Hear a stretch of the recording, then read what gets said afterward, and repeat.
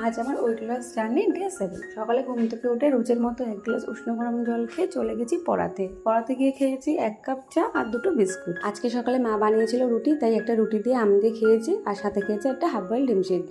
আর এই দেখো ডিমটা ছুলতে গিয়ে ডিমের কি অবস্থা হয়েছে।